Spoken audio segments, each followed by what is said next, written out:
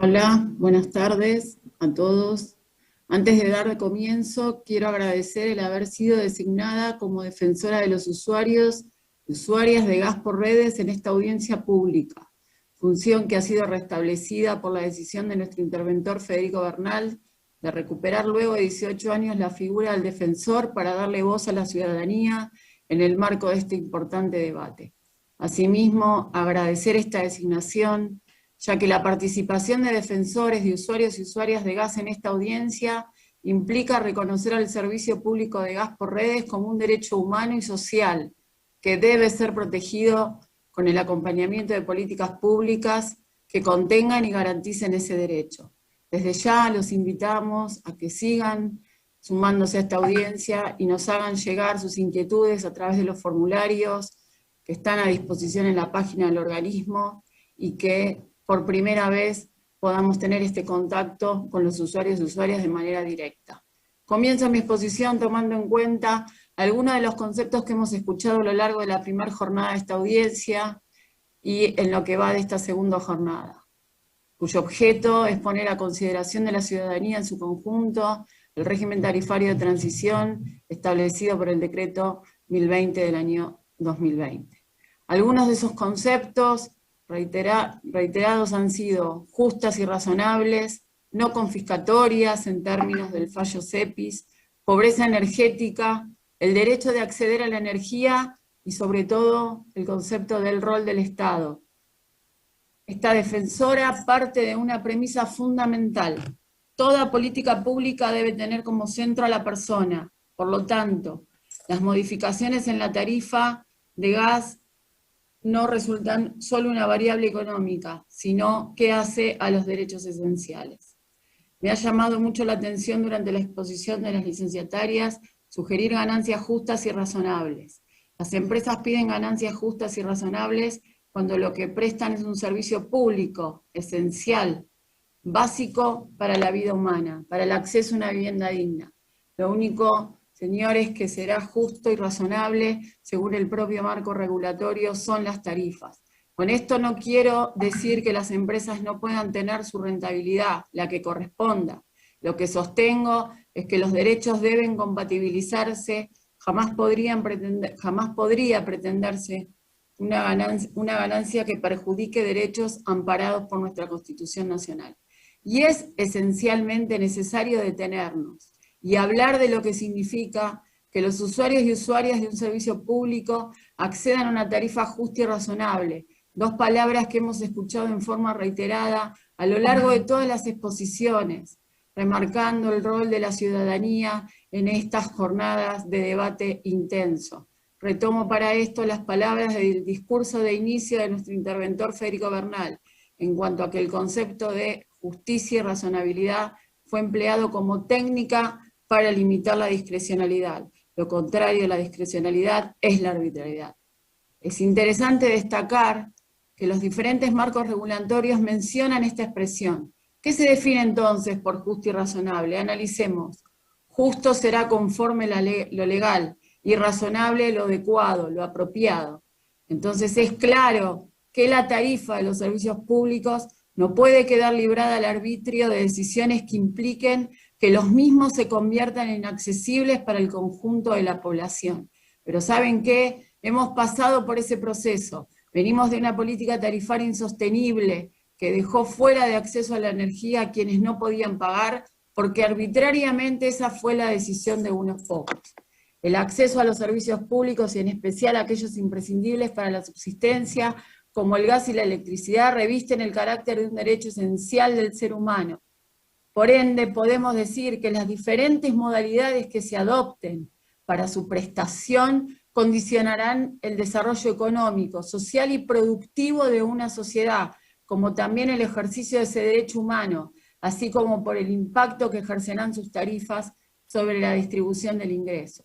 En atención a ello es que no puedo dejar de pensar en qué es responsabilidad indelegable del Estado. Es el rol del mismo asegurar la mayor eficiencia y transparencia en la prestación de los mismos y distribuir el financiamiento de los costos que exige su prestación de acuerdo a las exigencias de la equidad social, ya que el servicio deberá ser cumplido con ajuste a los principios de continuidad, regularidad, universalidad, accesibilidad y obligatoriedad.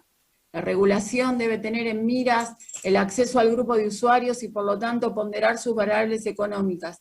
Gradualidad y la progresividad son aspectos incluidos, toda vez que las eventuales modificaciones a los cuadros tarifarios deban realizarse evitando fuertes impactos que restrinjan el acceso de manera introspectiva. Que como síntesis de lo expuesto a este respecto, retomando conceptos vertidos de la Corte por el fallo CEPIS, el Estado debe velar por la continuidad, universalidad y accesibilidad de los servicios públicos, ponderando la realidad económica, social, concreta de los afectados por la decisión tarifaria, con especial atención a los sectores más vulnerables. Por lo demás, no debe obviarse que un cálculo tarifario desmesurado y irrazonable generará altos niveles de incobrabilidad y terminará afectando al mentado financiamiento y por vía de consecuencia de este círculo vicioso a la calidad y continuidad del servicio. Hemos comprobado con mucha tristeza y dolor las decisiones tomadas desde el Estado cuando sumergido en políticas neoliberales, privilegió el bienestar de unos pocos en detrimento de una población que cada vez más se quedaba fuera del acceso a los servicios públicos como derechos humanos básicos. Reconstruir la política tarifaria de un pueblo hace a su salud energética y es nuestro desafío y objetivo. Es necesariamente indispensable dejar en claro que el Estado no es neutral, nunca lo será en materia tarifaria.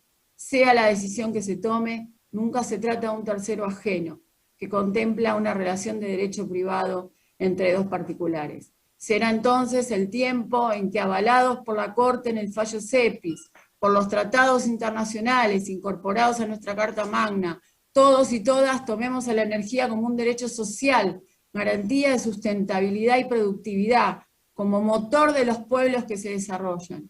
Hemos escuchado en esta audiencia un alegado atraso tarifario, expresión que se ha escuchado mucho por parte de las licenciatarias. Lo que no corresponde que sea solventado mediante las tarifas. No puede ser sostenido de ninguna manera por aquellos que no tienen la capacidad económica de afrontar tarifas que no excedan lo justo y razonable. Tarifas justas, razonables, accesibles, acorde a la capacidad de pago de los usuarios, para evitar la pobreza energética, evitar no poder tener o disponer de los servicios adecuados, o que las familias tengan que destinar una parte excesiva de sus ingresos para hacer frente a los mismos, hasta el 10% más.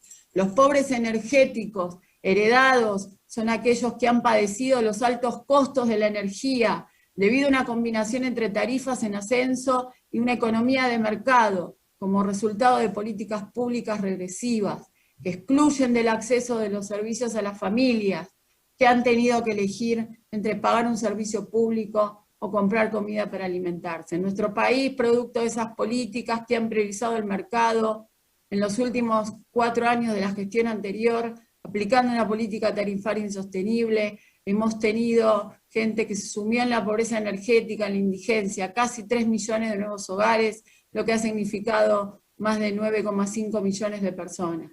El Estado debe procurar un régimen tarifario basado en principios de proporcionalidad y racionalidad, donde el derecho de un pueblo al uso y disfrute de sus recursos naturales se manifieste como parte del principio de soberanía energética, anterior a toda ley o reglamentación, que debe ser respetada como base estructural de la convivencia. Finalmente, toda modificación sobre el régimen tarifario, aun cuando las solicitudes de las licenciatarias se fundamenten en retrasos, debe incorporarlo como condición de validez jurídica, conforme la previsión constitucional que consagra el derecho de los usuarios, la protección de sus intereses económicos, nuestro artículo 42 de la Constitución Nacional. Esto quiere decir que la recuperación del atraso que se invoque no puede perjudicar la previsión de los usuarios dentro de la programación de su economía individual y familiar, recordando que la gradualidad no se vincula necesariamente